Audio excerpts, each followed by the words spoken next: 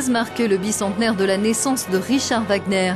Mais le Royal Opera House de Londres n'a pas attendu pour présenter dès cet automne la tétralogie L'Anneau du Nibelung.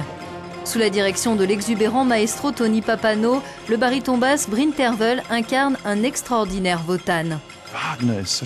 Wagner est totalement à part comparé aux autres compositeurs. Il vous marque vocalement, mentalement, physiquement. Mais au final, se produit quelque chose d'incroyablement spécial, de l'ordre de l'exploit.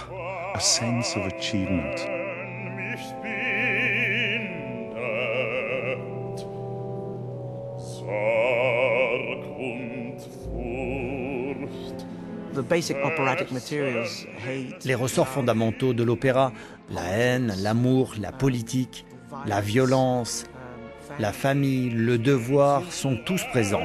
Mais il y a plus. Il y a quelque chose de plus personnel chez Wagner. L'ego. Et comment l'ego est-il attaqué? Comment l'ego réagit-il face à une attaque? Est-ce qu'il se décompose? Devient-il plus faible, plus fort? C'est tout ce qu'il y a dans l'Anneau du Nibelung. Et c'est terrifiant à regarder.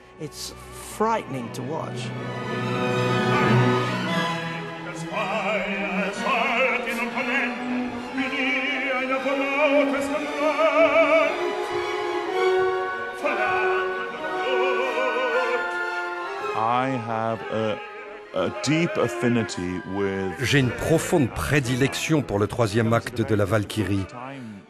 On est à un moment très difficile, c'est la 5e heure de chant. Lorsqu'on ne peut que s'en remettre au Dieu, vocalement, mentalement, physiquement. Et c'est très éprouvant émotionnellement d'abandonner sa fille pour ne plus jamais la revoir. Personnellement, j'ai 3 fils, je n'ai pas de fille.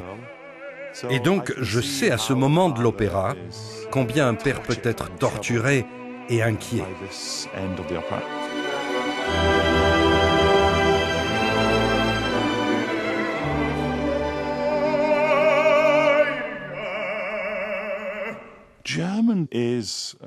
L'allemand est une langue qui, pour moi, joue des tours à l'esprit.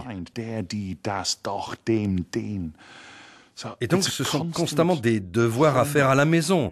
Religieusement, tous les soirs, on doit retravailler ses partitions.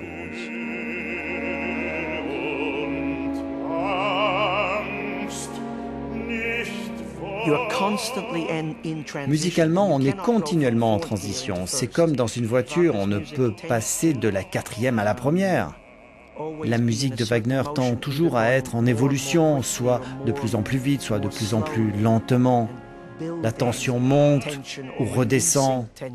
C'est en réalité de la grande dramaturgie. Cela vous atteint psychologiquement.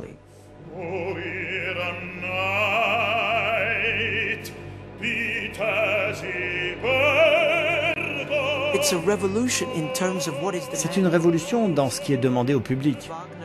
Sans aucun doute, Wagner était bien décidé à changer le public.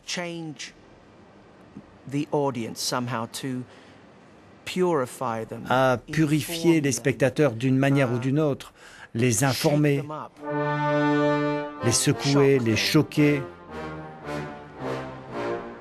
les posséder.